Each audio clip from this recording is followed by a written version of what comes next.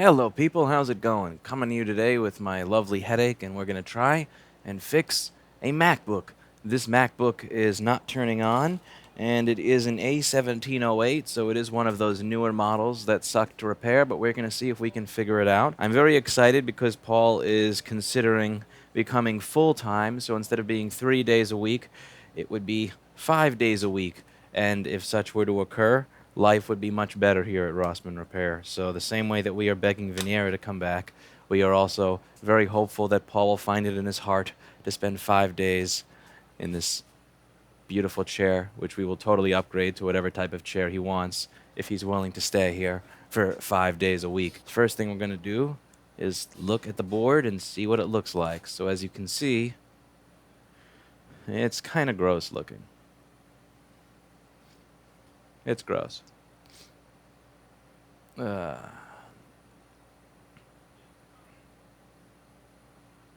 Nasty. Nasty. Do keep in mind that this is after an ultrasonic cleaning. So you can only imagine what this looked like prior to the ultrasonic cleaning. You can see this MacBook is not in the best of shape.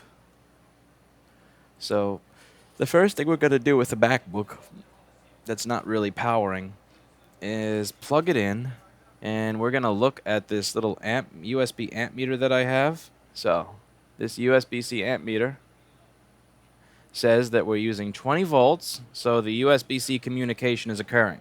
This is the first step, because if USB-C communication is not occurring between the USB-C mux and the charger, then it's going to be stuck at 5 volts. The same way that you need communication with the old MagSafe charger in order for the light to turn on between the SMC and the charger, on these machines you need communication to occur between the USB-C mux and the charger in order to get to 20 volts. So our one-wire circuit, as we used to call it, which is not actually what it is on here, but you get the idea, that is functioning properly. So when I say that, I'm talking about the CD3215 over here. This is the IC when we get to it. Come on. Here we go. This is the chip that's going to be allowing voltage to go to the machine. This is the chip that's going to have bidirectional data lines with the charger that you can see over here and on the other side here, and that is important. That is being done. But we do see that we're going between 0.03 amps to 0.06 amps, so it's trying to turn on, but it's not quite making it, and that power cycling is actually better for us than if it was totally dead. If it wasn't even trying to turn on, then we know it's just screwed. But it's trying to get up. It's probably missing a power rail, so we're going to go to the list of power... head. I miss my brain. I would really like to be replaced. I would like to be repealed and replaced with somebody who's actually good at fixing boards. So we go to the power rails list, and we're going to check on some of these rails here.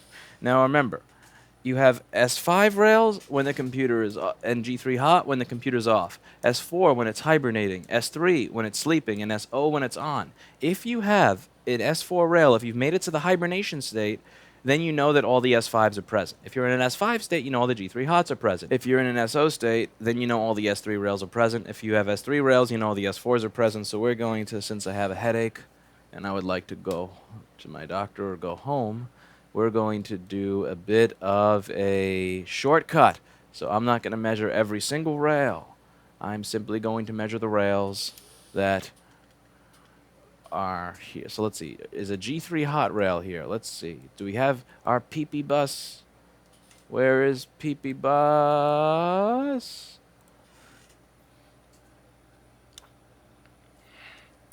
All right.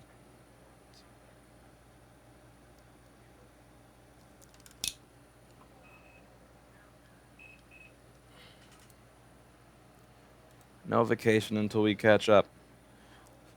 I think I'm at a point where I'm only 7 days behind, which is pretty good. Before I was like 2 or 3 weeks behind on work. Like concussion plus Paul vacation plus influx of business. That was awful. I'm waiting for the flood of shit reviews to flood in from that. Alright, so 13 volts. G3 hot is present. Now, I'm not even going to check S5. I'm going to skip ahead a little bit. Do we have PP3V3 S4? And it's there. You know what? Let's see. Are we in an let's check SO.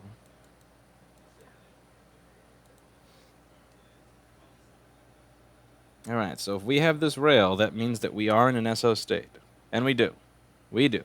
Apple is getting in your head, think different. I will not think different. I will never think different. Never. All right, so we're in an SO state, which means I don't have to check every S5, S4, S3, or G3 hot rail, because those are present. The only rails I have to check, the only ones that are of interest to me, are other SO rails. So we're in an SO state, which means all the rails below it have to be present. So let's check all this stuff over here.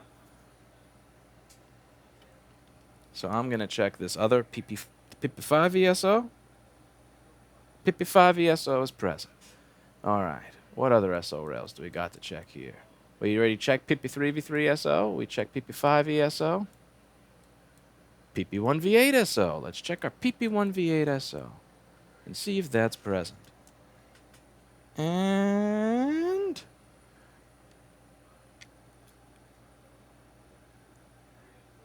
let's adjust the range in the multimeter so you can read that properly.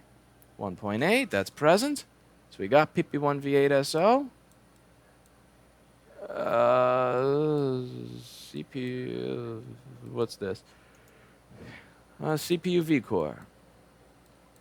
All right, let's see if we have CPU vCore.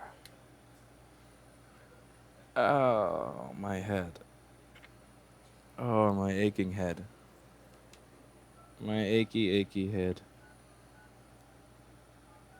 No CPU vCore. All right, where does CPU vCore come from? Let's find that in the schematic. So we got our missing SO rail. Missing CPU vCore. Is it because the thingy that makes CPU vCore is not working? Hopefully. Or is it because the CPU is dead and not requesting vCore? Hopefully not. Because if that's the case, we're totally not going to give it to Paul, because that would discourage him from coming to work here full time. So we would never say that, even if that's what we would like to do. Where is CPU vCore? Show me the CPU vCore controller. Okay, we're getting close. PPVCC CPU. Here we go. This is the chip for CPU vCore. See that? VREG CPU. Excuse me. Let's make this board work and then get out of here. So let's take a look. My head. At this. So what looks wrong with this area of the board? Let's see if anybody can tell me what's wrong here.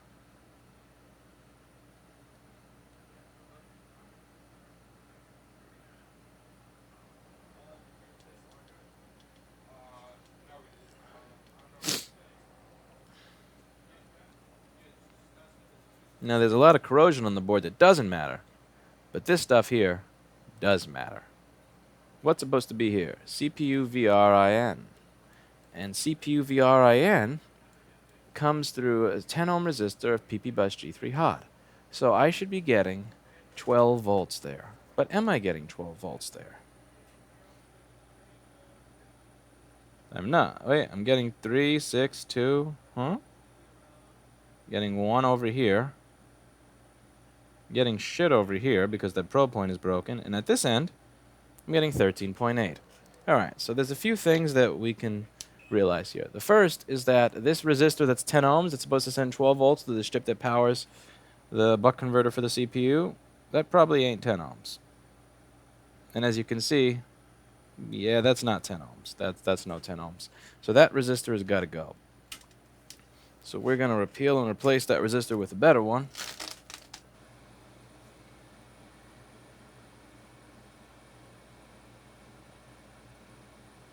GTFO.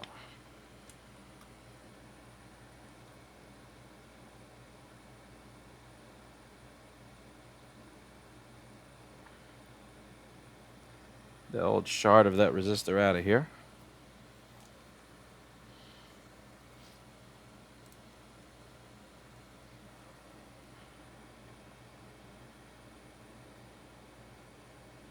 There we go. So the old shard of that resistor is gone. And so we're going to have to replace the resistor, which requires getting up. So we're going to procrastinate on that. And I'm going to break away that little probe, the trace leading to the probe point, so that I can actually get 12 volts going to the damn chip again.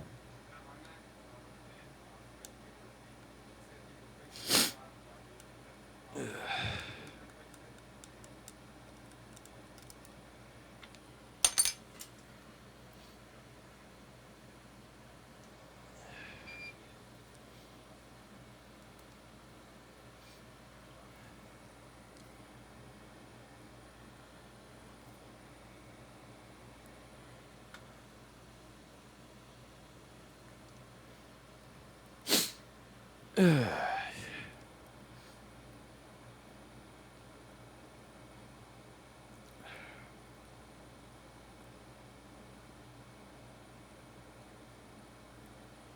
so the first thing to do is put a little jumper wire over there.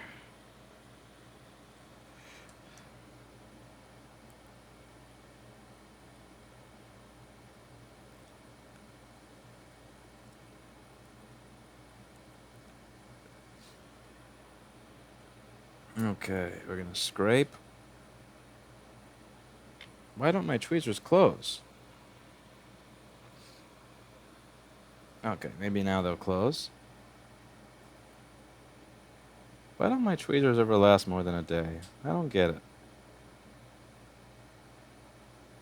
My tweezers never seem to make it longer than a day.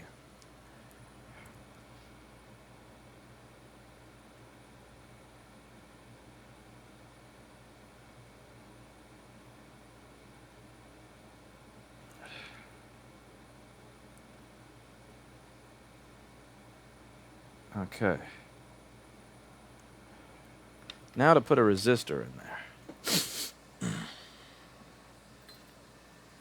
I'm also going to add some flux. Make this board sexy again. Yeah. Look at that. Have you considered going affiliate and subs? No, because Twitch is like a jealous ex-girlfriend that gets angry when you get a phone call from another woman that's your friend. Like if I stream to YouTube and Twitch at the same time, Twitch gets all angry. And YouTube pays me. Twitch does not. So if there was any platform that I was going to have some loyalty to, not that I really have loyalty to YouTube, I'm definitely more loyal to YouTube than to Twitch. Because one runs ads on my stuff and pays me for it, and the other runs ads on my stuff and don't pay me for it.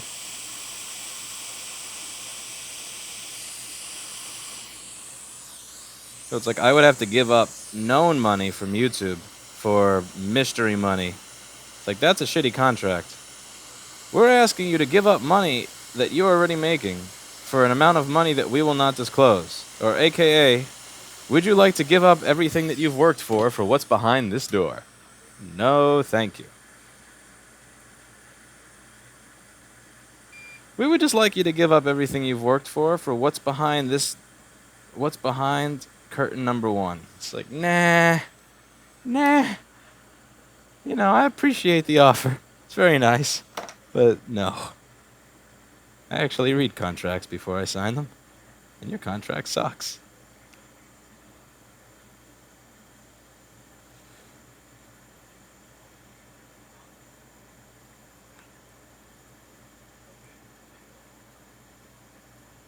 Not that YouTube pays a lot, but it pays better than zero.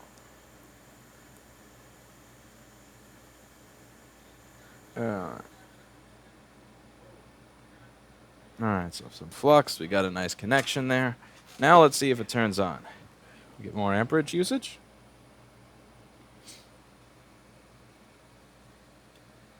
Alright, we're getting 0.35 amps.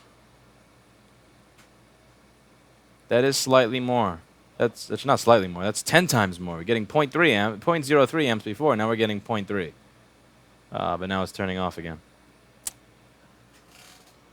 0.1 amps. 0.09. Can this really do anything at 0.1 amps? Is it just taking no amperage because I've connected it to nothing, or is this still dead?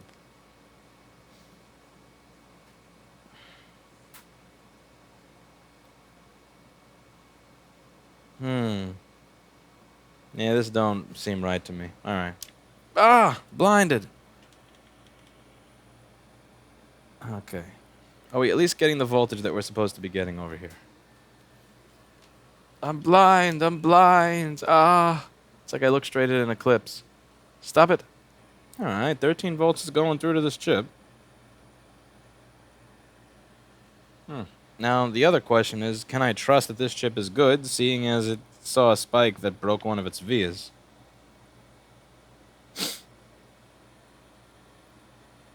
Also, am I actually getting CPU V-core? That's another great thing to check. Let's see. Turn this thing around.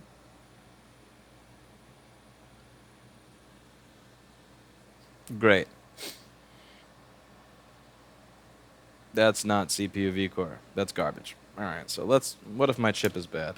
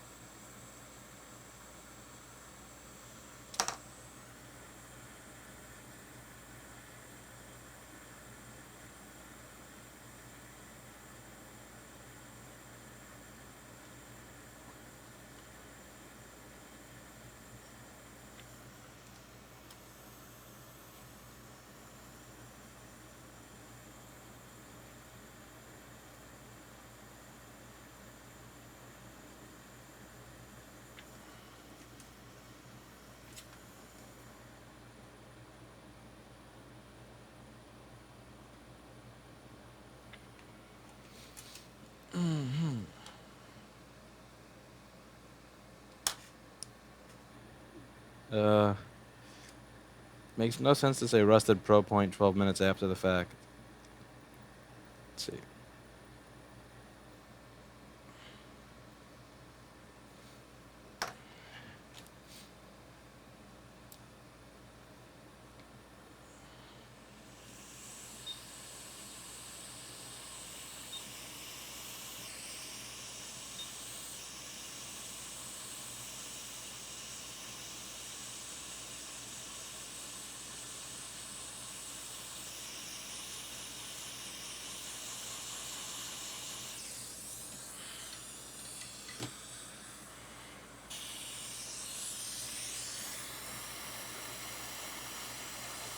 Too much solder on the center pad is my trademark.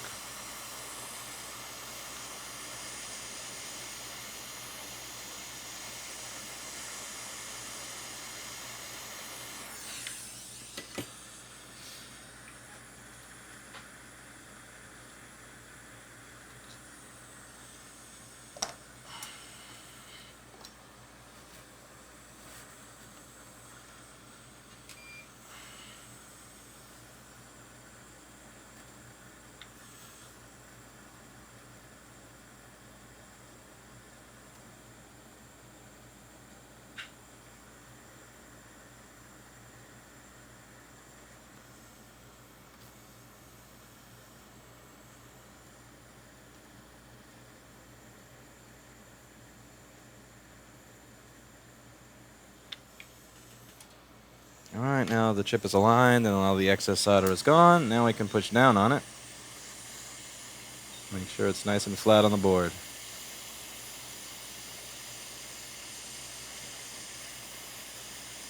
Alright, now that's flat on the board. And we get rid of all the excess shit. So now I know every single pad is touching properly. I'm going to give it a second to cool off. Again, if this was any other type of board, you'd have to give it a long time to cool off. But MacBook boards absorb and then dissipate the heat instantly. Remember, MacBooks don't have cooling. They're just designed to kind of burn from the inside. So the boards are much better at absorbing and dissipating heat than others. They're very good at that. So we're going to wait a second before we turn this mofo on and see if we've got CPU vCore and see what type of power cycling it's giving us. It's using 0.5 amps, 0.6 amps. Let me just show you on the screen here.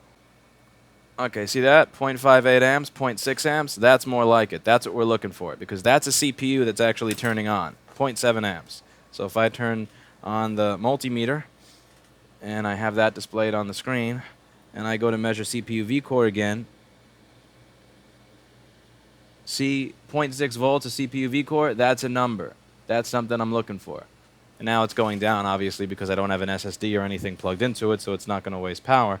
But I think that if I plug this into a screen, that I'm now going to get some function. Remember, the reason that I blamed that chip was I figured if something hit this that was hard enough to blow the resistor and destroy the probe point, that the chip that it would be directly attached to would be bad as well. Think of it like thunder strike. I mean, not thunder striking. I'm a dumbass. Think of it like lightning striking. Wherever the lightning is going to strike, whatever is connected to that socket is also going to be burned up. So if you think of it like lightning striking, wherever the probe point are destroyed like that, whatever is directly connected to that socket or to that probe point is also going to have been shocked. So I assume that the CPU vCore chip had been shocked due to the fact that the probe point and the resistor that feed it the voltage it needs to turn on were destroyed. Now we're just going to hope that the CPU, which is attached to that chip, which is what it powers, is not destroyed. Because if the CPU on that chip is destroyed, that means that the last 30 minutes that we spent on this board will make me $0, and that would make me sad, and I would probably want to cry, since I worked on this board in lieu of getting my breakfast. So let's just clean my desk a little bit, and we're going to try this out and see if this lovely board works. And if it works, I get to collect some money, and if it doesn't work, then I will go bathe in my tears.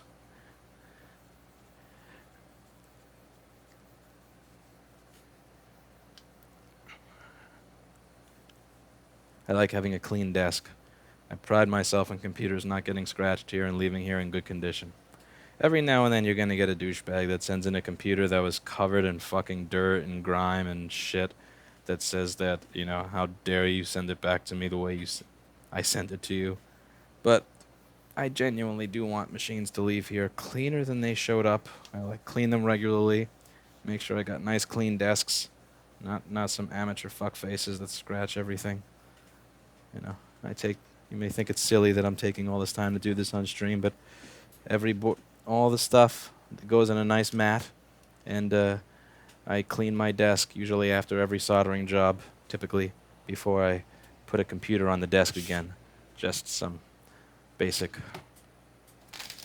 goodwill when dealing with other people's $1,600 products. Even if it's a Mac. I don't have respect for the Mac. I have respect for the person that's willing to give me money to fix the Mac. But don't get that confused with respect for the Mac. There's no respect for this. But anyway, so all I'm going to really plug in right now is the screen, SSD, and the charger. Because that's all I care about. Is this thing able to boot? Does it do anything? Does it produce an image? Or is it just as broken as it was when I started? Does it boot or does it go on fire? Taking 0.6 amps, baby. Giving me hope.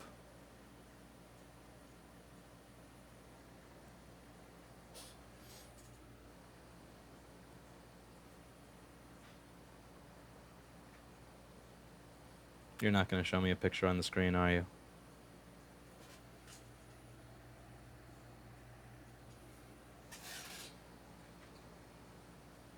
Oh! Apple logo! Apple logo! And Apple wallpaper! Hello! So we fixed it, and it doesn't have a dead CPU.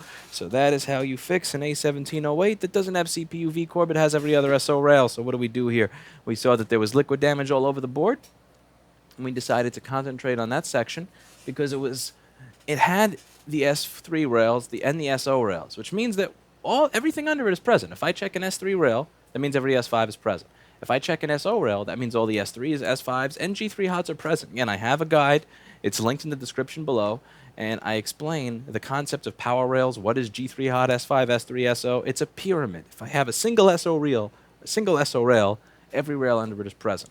So we had to figure out which SO rail was not present, and it was CPU vCore. We look for the chip responsible for CPU vCore, and there's a blown via. That blown via is where 12 volts is applied to the voltage in pin of that chip, and we can then assume that there's something wrong with the chip as well. Why is that? Well, if we go back here to the schematic in the board view, you'll see that this is at the top. Now, at the top of the chip is going to be where V in, voltage in, and things like that are. So the resistor supplying voltage to the chip was burned, and this via between here and here was burned. So if lightning struck here, we can then assume that whatever was directly attached to it was also struck by lightning. Just the same way that if lightning strikes the outlet that your PC is attached to, you can assume that your PC is going to be fried. If lightning struck this, if this entire thing is corroded, even if the chip itself looks nice and works, I can then assume that U7100 is destroyed. So after we restored this probe point and this trace and replaced the resistor, it was still not working properly. It was still not giving us CPU vCore. We could tell by two ways. A, measuring and seeing CPU vCore was not present, and B, using the USB-C amp meter and seeing that it was only taking 0.1 to 0.2 amps, which is not enough for the CPU to be working.